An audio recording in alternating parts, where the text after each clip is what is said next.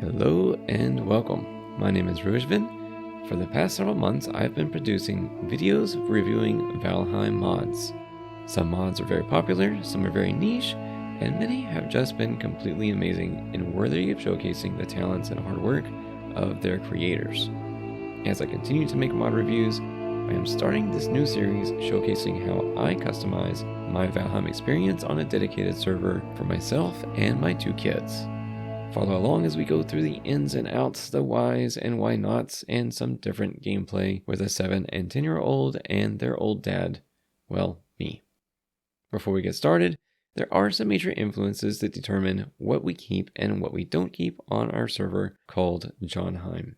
1. We have one gaming PC, one gaming laptop, and a very basic general use touchscreen laptop that was never meant to run Valheim. So if a mod is loaded on here, it has to run on that piece of junk.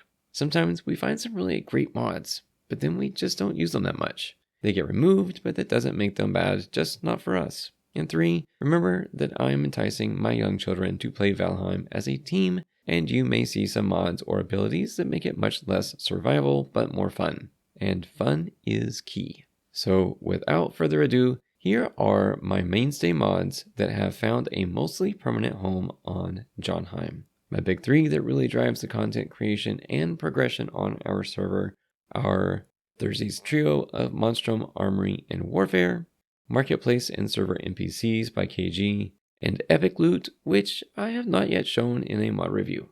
Each of these 3 have specific components that make our server unique and addictive and just fun to play. And because they all intertwine to create one giant experience, this will be a series of how we have developed our home server. Let's start with the most basic, the one that got my kids looking frantically for item drops and shinies. That is EpicLoot. Shiny beams of blue, yellow, purple, and teal have made exploring and boss fighting a completely new experience. You see, it doesn't matter what the item is. If shinies drop, everyone is thrilled. And of course, it comes in varying degrees. My kids go crazy for the legendary gear that usually drops in the Mistlands. And they didn't go to the Mistlands before, so it helps. But then again, it also reminds me exactly of the anticipation of raids and fights in Warcraft, Diablo, and Guild Wars 2. And yes, I racked up about a dozen years of playing time on those as well. So yeah, I get it. What my kids aren't going to outright say is that EpicLoot provides so much more of our gameplay than they realize. Because within the mod, you can also pick up bounties from Haldor to hunt random creatures across the map.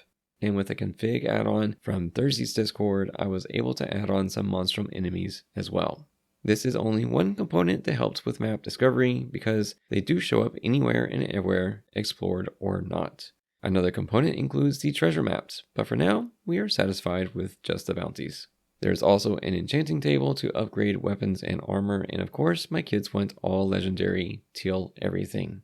I can't blame them, as many of these very random enchants are really awesome. There's a small chance for each one, so getting the perfect combination of enchanted gear is not always easy.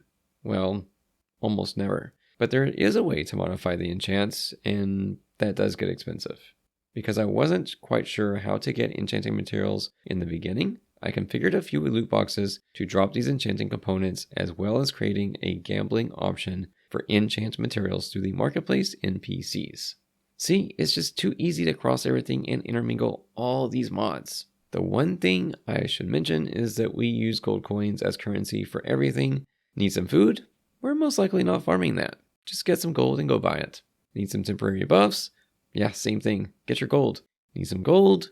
Go do bounties, quests, or sell some of your trophies. There are quite a few ways to actually make gold in our world of Valheim, including getting interest on coins and gems if they are stored in the bank. Is this counterintuitive for a survival-based game? Who cares? It's my server, and I know my kids are not going to go farm carrots, onions, and mushrooms for some food they will forget to eat later anyway. As I mentioned before, this is about getting them into the game. And kids have a different set of expectations and ideas of fun than a traditional game survivalist. And well, shinies help a lot. So on the next episode, I will take a deeper look at my boss quest chain that got my kids to do the bosses, as well as a few other quests to get them prepared. As always, if you enjoy any of the buildings or quests and game files in our Valheim server, you can more than likely find those at my BuyMeACoffee website, where everything is listed for free. I look forward to your comments and questions, and as always, happy adventuring.